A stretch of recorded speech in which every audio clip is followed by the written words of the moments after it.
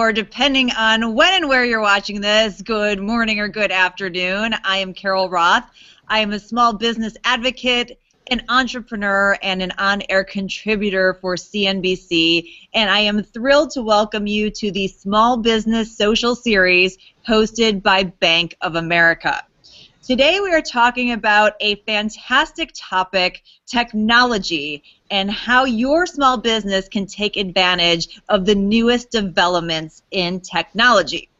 Now, one of the things that's really interesting to me is how technology has been so democratized in recent years, allowing your small business to access many of the same tools that were previously only available to or affordable by big businesses.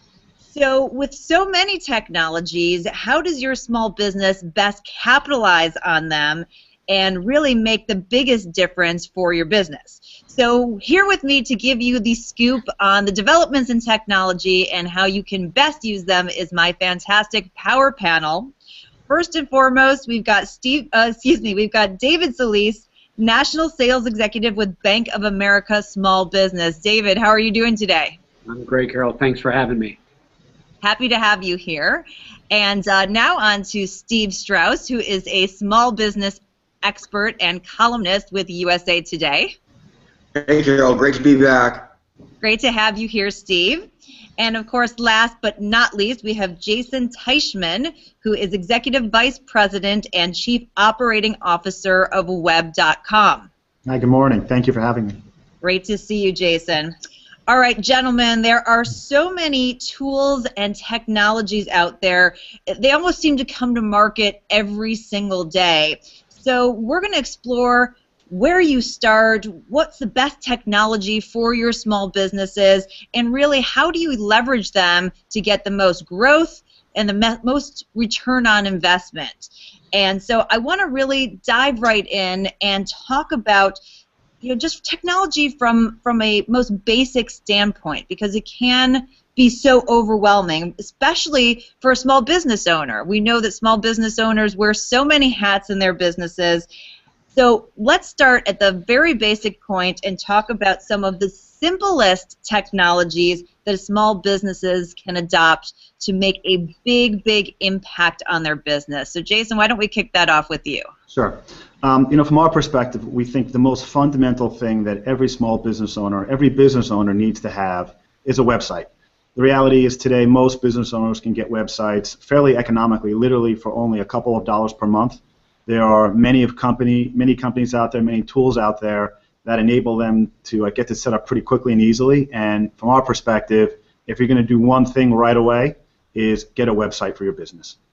And I think that's such an important point, Jason, because a lot of businesses who perhaps don't transact on the web don't believe that they need to have this. But from my perspective, just for credibility and legitimacy when a potential client or customer goes to do their due diligence, it's so important to have that presence online, wouldn't you say? Yeah, absolutely. This is where people are looking for information now. The number one place small consumers go to find out about a business, learn about their products and services, or most simply figure out how to get to that business is through their website. So if you don't have one, you're really missing out on a significant opportunity.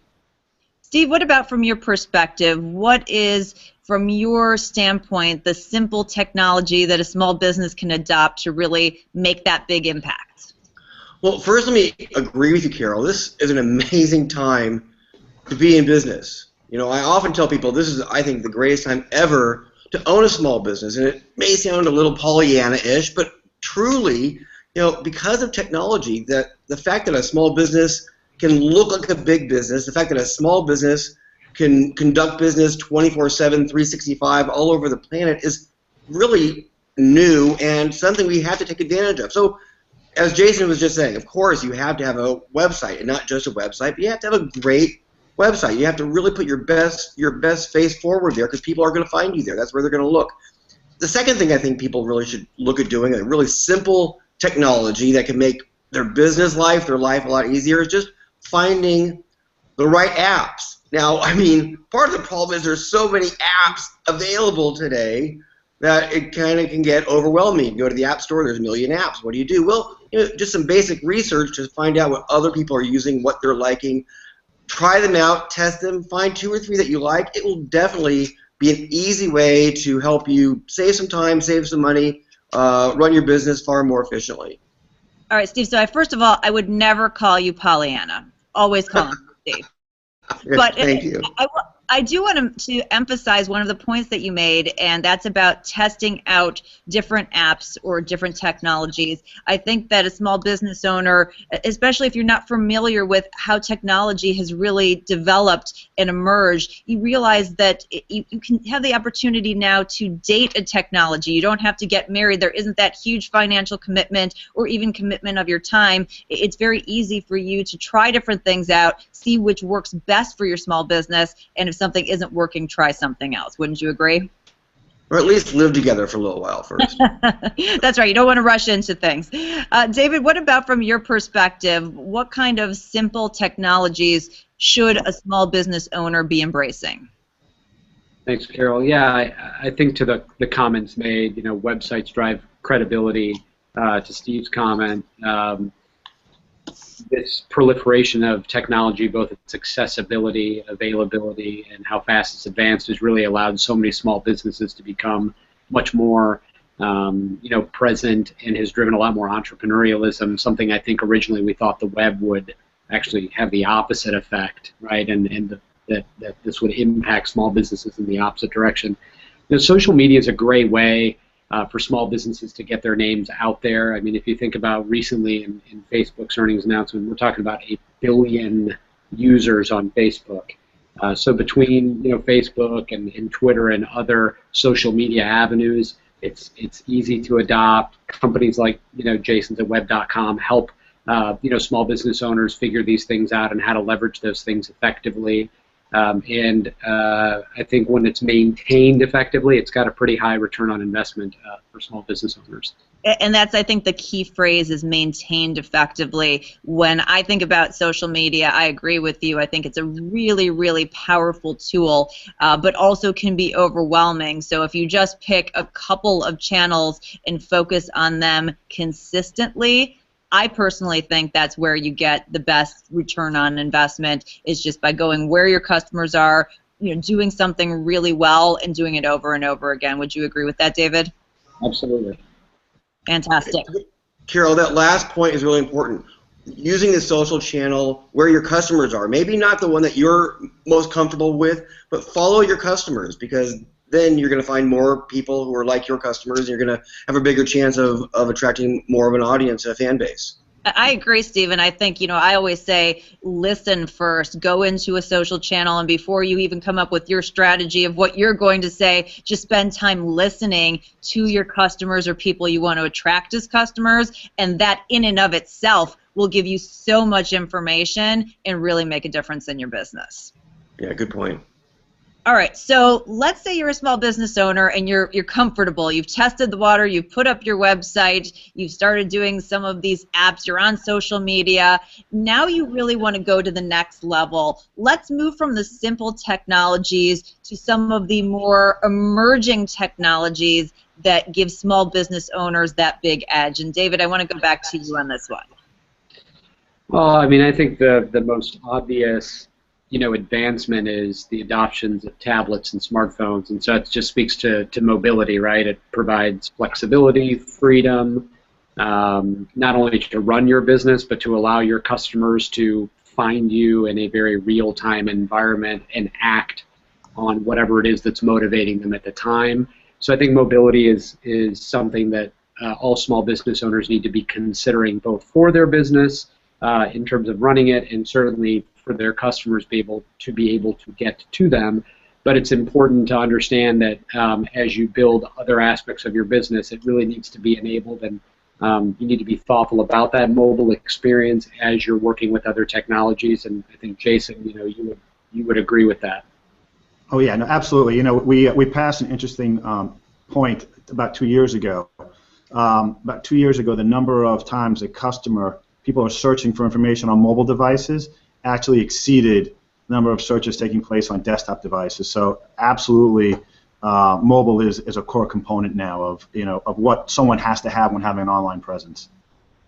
That's great. So, David, I know that mobile was just one of the points and one of the technologies that you think is really important in terms of emerging technologies. What else do you see as those emerging technologies? I'm sure we're going to touch today around data. The tablet-based point of sale system, as small business owners are thinking about how they receive payment, the point of sale systems have evolved so dramatically, and a good example would be Bank of America's Clover system. These are tablet point of sale systems that not only take payments, they can help manage your inventory, they can collect data that allow you to better understand the consumption behaviors of your customer base. So I think having those types of technologies interwoven within your payables and receivables processes are important. And then, of course, everybody's been familiar with and living in the cloud now. The ability, I think, to have services, technology on demand to protect your information, to store your information, and be able to call that down and at a moment's notice. I think the cloud's an important aspect as well. Those are great suggestions, and I want to go back to Clover and other tablet-based systems because it really does give a small business owner that leverage to take their business beyond four walls, to be creative about how and when and where they're accepting payments. And small business owners, in my opinion, are uniquely positioned to really be able to leverage those types of technologies in a way that will have a serious impact on their business. I completely agree. I mean, changing that purchase experience is interesting to the customer, and so many opportunities as we're speaking with small business owners, as our bankers are speaking with them, to help them think through how mobility, how tablet-based POS can actually help them drive, quite frankly, a lot more in their sales changes. Steve, what about from your perspective? What do you see in terms of the most emerging technologies that will have the biggest impact on the bottom line? Well, for sure, the cloud, as we've just been discussing, is a big deal for a reason. It's really changing how everyone is doing business, big business and small business alike, and it is where everything is headed. So small businesses, whether they want to or not, are going to be adopting cloud technology. But if we're talking about other emerging technologies, one thing I think is really quite amazing that's come down the pike and is just coming to market now is 3D printing. This idea that you can print, in 3 dimensions. A couple of years ago, I wrote a book called The Big Idea, and I looked at people who had almost goofy ideas at the time and turned them into million and billion-dollar businesses. And how did they do that? Well, they innovated and they thought differently. Like the guy who invented Velcro took a walk in the woods one day, and he came home from his walk, he had a bunch of burrs in his sock, and he was a little scientifically oriented, so he took the burrs out in his sock and he looked at it under a microscope and he saw all these hooks and loops. Now, it took him 10 years to figure out how to recreate that hook and loop system. But with 3D technology, you can kind of create that kind of thing affordably, quickly. So anyone who's innovating really has tools available now that never before were around, and I love seeing that. And Steve, I think that will really enable perhaps a new generation of very customized experiences for consumers, which it seems like consumers are really trending towards, which I think is another opportunity for small businesses to leverage. Especially if you can do it affordably, because the challenge, I'll say, with customization is how do you create a customized experience for your customers, which, as you said, they are looking for, but do so in a way that doesn't break the bank or take all your time. Well, using some of these technologies will totally allow you to do that. I think that's an excellent point. And I actually want to go back to something that both you and David touched on, and that's, of course, the cloud. We can't have our discussion about technology without mentioning the cloud as a game changer.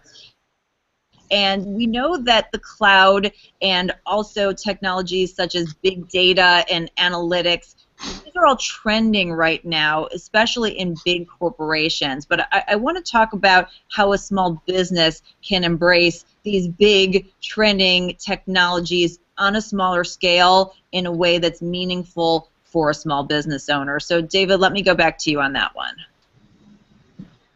Sure. I mean, look, when we think about big data. I think, you have to think about what's the industry, what's the size of my company, what are my goals and objectives when it comes to data. And it's important for any business owner to remember that any data that you pursue needs to be stored and protected.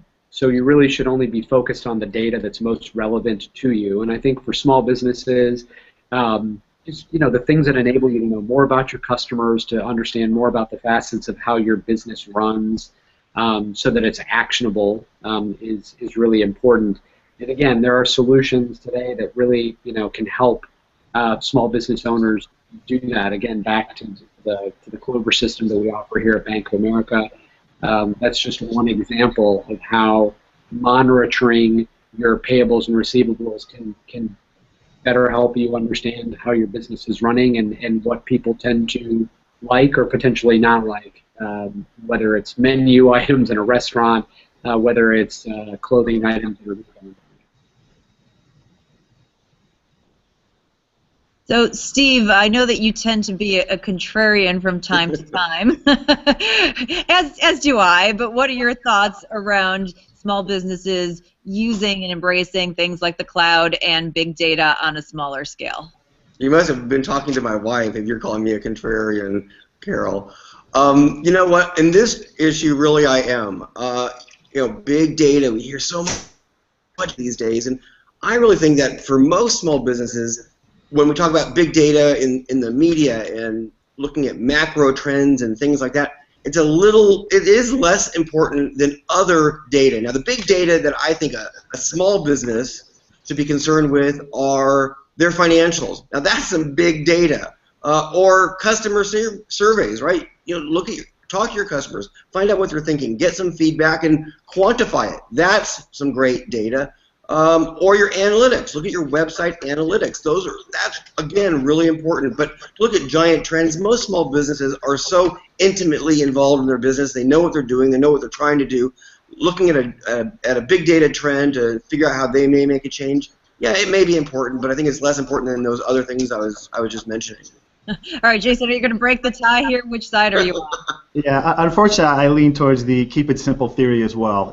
Focusing on what's important is really what's important. Things like, where am I making money? So how much money is your website generating for you? How much money are you getting out of paid search? How much money are you getting out of things like social media? Those are things that you need to know so you know if you should invest more or less.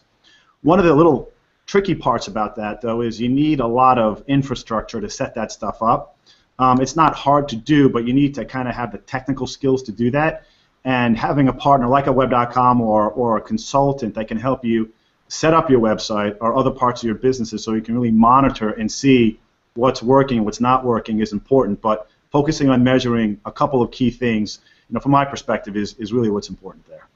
Well, Jason, I think that's a perfect segue to talking about having resources, because if you think about most small businesses, they don't have a full-time dedicated IT staff, and in fact, for many small businesses, the owner is the chief cook and bottle washer. So what advice can you guys give that small business owner who really wants to make technology an asset, doesn't have the staff, but wants to make sure it's not a drain on their time, their money, and their other resources? And Steve, I'll kick that one over to you to start.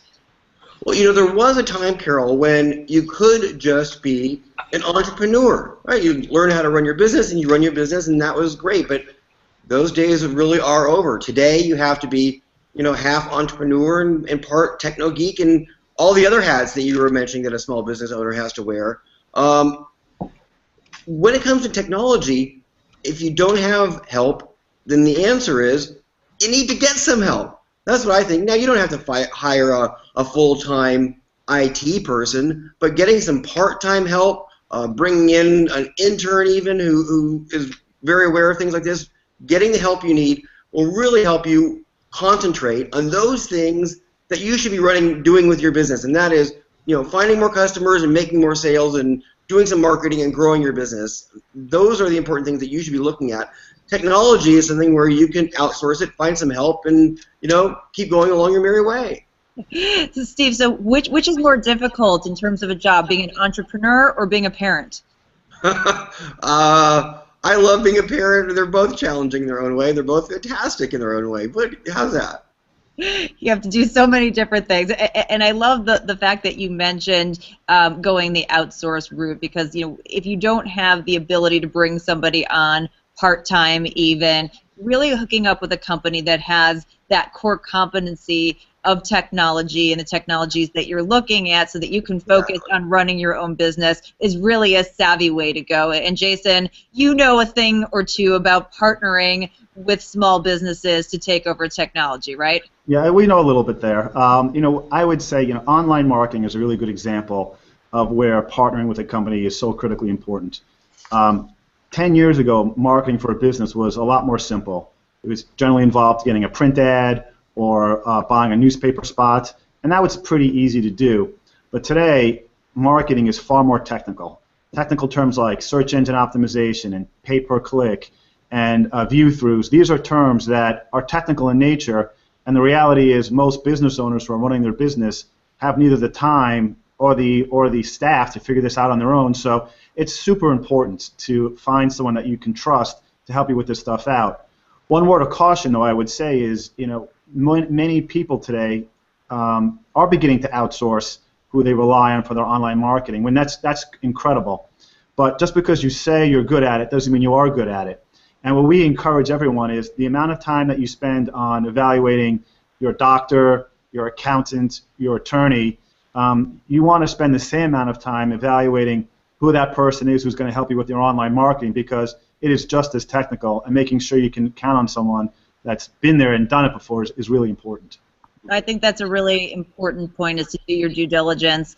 And I also think, just in terms of really people focusing on their core competencies, if you're focused on running your business and you bring in a partner to do, let's say, the online marketing, you may actually have several technology partners. You may be partnered with web.com for that piece of the business, but then for something like migrating your desktop from Microsoft Office to 365 in the cloud, you may need a different partner to help with that migration. So you may actually end up with a suite of different outsourced providers that each has their own core competency. Very much so, yeah. All right, so we're all cheerleaders for technology. We all agree that there are so many benefits for a small business owner, but interestingly, not all small business owners are convinced of that. In fact, there's a recent survey done by Bank of America that said many small business owners said they could run their business, and I quote, indefinitely without the use of technology, which is frankly very shocking to me. So if somebody's out there watching this and thinking, I hear what you're saying, but it's not relevant to my business, or I don't really need these kinds of technologies, can we just shift to talk about the other side, the pitfalls for a small business owner who doesn't embrace these technologies? David, do you want to start us off there? Sure. Well, we're excited for the forthcoming release of our fall small business owner report, where some of that information will be available. Look, the process of creative destruction is always happening, and I think it's important that small business owners challenge themselves to look internally to make that happen versus waiting on just external forces to force them to change. Technology in many different ways. Smartphones for the mobility aspect, desktop, productivity software. But also even in the manufacturing space, things are constantly changing to drive productivity in those areas. And I think that small business owners have to challenge themselves, be passionate about the topic, be reading constantly about their industry and the changes in their industry and the outside pressures, and embrace the idea of speaking with companies like web.com or others to understand what the possibilities are to help their companies grow. Yeah, Steve, from your perspective, where do you see the risks if you're a small business owner that isn't embracing some of these emerging technologies, or perhaps isn't doing it rapidly enough? Well, it's fairly amazing to me that statistic that some people think they can run their business without technology today. It's almost impossible, really. And there's an old commercial, and the old commercial went like this: people will judge you by the words you use. I don't know if you remember that. But today I would change that, and I would say people will judge you by the technology you use. I mean, not only will it help you, and is it necessary to run an efficient and effective and profitable business today, but your customers expect you to have up-to-date technology. Your partners expect you to have up-to-date technology. Your vendors even. So if you're not taking advantage of technology, and we're not just talking about computers, we're talking about the change in technology altogether. You have to take advantage of it, and you have to use it, and you have to use it to run your business effectively today. And people expect it, and you're going to be happy if you do it too. Yes, and I think with technology and with the internet, the one thing we can all agree on is that people will judge you, whether you want them to or not. Exactly. Jason, what about from your perspective? What are some of the additional risks that we haven't covered? Yeah, I mean, look, I think most consumers these days want to shop at merchants and buy with merchants that make things easy for them. They want to visit merchants where it's easy to get information about where they're located, what they sell, get reviews about the types of services they offer. And if you're not making it easy, by having a website, having a mobile website, being on social media, you're fighting with your customer. And if I were to ask a business owner, do you like to fight with your customer? Of course they would say no. But some of them, unfortunately, would say, but I don't need a website. Well, in that case, you're fighting with your customer because that's what they want, and you got to make it easy for them. Right, and the customer's always right, aren't they, Jason? Always. All right, so then it boils down to if we can convince somebody who might not have previously been convinced about technology, the next thing that comes up, obviously, is cost. And cost, whether we're talking actual dollar cost, or opportunity cost or time, those are at a premium for a small business owner. So when you have all of this new technology, the apps, the gadgets, the software, the hardware coming out seemingly every day, how does a small business owner know when it's time to upgrade the current technology, and how do they do that in a way that doesn't break the bank? And since I'm talking about banks, David, why don't I kick it off with you? Sure. Well, first of all, there are a lot of technologies that can be adopted that really don't cost much, if anything at all. So, again, whether you're adopting things like mobile banking, whether you're looking at upgrading your merchant technology, whether it's a tablet-based or being, EMV capable, which is an important, change in the merchant processing space. These technologies are very easy to adapt. I think that, understanding, again, we talked about before the ROI, so adopting things without breaking the bank, well, it's this need to do analysis and speak with, technologists and consultants to understand what are you trying to achieve, what do you think it's going to deliver for you, so what is that ROI, and if you feel that it's a move you have to make technologically for your company, you need to be exploring the best way to pay for those things. So a good example is you think about improving manufacturing equipment. We referenced 3D printing before as an example. How do you plan to pay for that? Should you be financing that? Should you be leasing that equipment? So I think always speaking with your small business banker and the other companies out there that provide advice on technology can help you understand how they can deliver that return on investment is very important, and you've got to consider that in the context of what you can afford as a small business. That's some good advice there. Steve, from your perspective, how do you know when it's time to upgrade, and how do you go about doing it without breaking the bank? Yeah, I think David makes a really good point, and that is a lot of technological upgrades don't really need to cost that much. If you do an upgrade of some software, things like that, it's not going to cost a lot. The analysis you have to do is take a look at what is out there and ask yourself, is it going to help me make some more money or save some time? And if the answer is yes, then it's going to be worth it to you to make that upgrade. Now, it may seem that it's going to cost some money, and yeah, it's going to cost some money, and that's true. We're in business. That's the way it goes. But nevertheless, in the long run, if you're doing it right, it doesn't cost. It pays. I really think that's the truth of technology these days.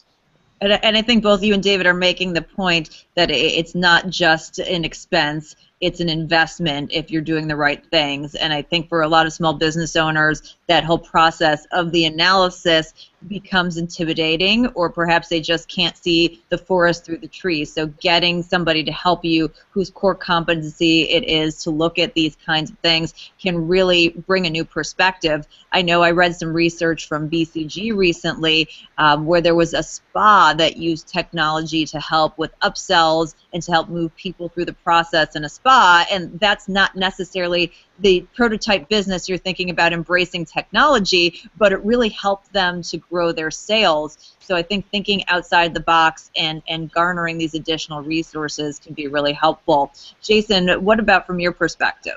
Yeah, I mean, making the investment in technology or upgrading technology doesn't need to really be a daunting task. From our perspective, it all comes back to your business plan. Do you have a sound business plan? Do you know who you're going to target, how you're going to acquire them, and how you're going to make money? And to the extent investments in technology can help further your business plan, then that's the right time to invest in technology. As long as you're focused on how your business makes money, it'll become much more clear in terms of when you should upgrade or invest more. One other point I'd just like to make along those ends there is sometimes folks make the mistake of if I just buy a website, if I just get on Google, if I just buy this new shiny object, business will grow. And unfortunately, that's not that simple. Every piece of technology, any investment that you make, you need to have a plan on how you're going to get value out of that. So things like a website, if you're going to make the investment to buy a website, you still need to make the follow-on investment, how you're going to market that website. If you're going to get on Google, it's not that simple. You're just going to get on Google and people are going to start clicking on you and walking through your door. You need to make the investment on how you're going to maintain that. So for us, it's if you're going to make the investment, don't just spend the money, acquire the technology and let it sit there. Have a plan on how you're going to leverage that. Yeah, and I would say also have the expectation that these are not one-time investments. I think with the way that technology has evolved, that you have to be consistently investing in technology, and just because you put up a website one day doesn't mean that you're done. You have to be consistently revisiting it to make sure that it's up to speed, that it's mobile enabled, that it's doing the things that you want it to do. So having that expectation probably makes it a little less painful, wouldn't you say, Jason? Absolutely.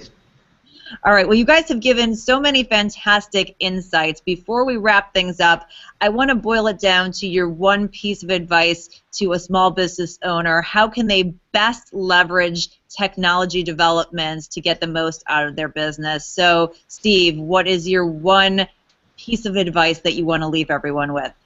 I guess my one takeaway is don't be afraid. Yeah, technology can be, especially today, a little overwhelming, but the truth is companies like Bank of America, companies like Web.com spend a lot of time and effort figuring out how to make our lives as small business owners easier and better. And if we take advantage of the technologies that they offer and other corporations, of course, offer, well, then it's going to really behoove us and it's going to help us run a far more effective business. So don't be afraid. Check it out. It's out there to make your life better and easier and more profitable. Very sage advice. Jason, what about you? What's your one takeaway? Yeah, same thing here. I think people don't need to be daunted by all the options out there. Just focus on the fundamentals. What makes your business grow, and what are the 1 or 2 investments that I can make to help move my business forward? If it's a technology investment, so be it, but just focus on doing 1 or 2 things. And by all means, partner with someone that has done this before. This stuff is way too complicated. It's evolving way too quickly. And the reality is you have to focus on running your business day to day. So pick a partner that it can really help you do this stuff well. And David, last word to you. Well, aside from adopting all the great technology and being a Bank of America small business customer as a first step, I think you got to be passionate about technology. You have to embrace the possibilities. You got to do your homework, and it needs to be an ongoing concern to understand how it's evolving and how it can help you in your business, and understand that much of it is very affordable. And I think that that's really going to help the small business owner dip their feet into what will be a constant presence in their life going forward. Well, that is a perfect way to end, and so I am going to leave it there for the evening. And I want to give you gentlemen a huge thank you for sharing so generously and such great insight. Thank you to Bank of America's David Solis, to Steve Strauss, and to Web.com's Jason Teichman. And of course, I also want to thank you for taking the time to work on your business, being strategic, and really thinking about what's next for your business instead of always working in it. I hope that from this conversation, you will jump in, embrace some technologies that will help take your business to the next level. On behalf of Bank of America, I am Carol Roth, and we will see you next time.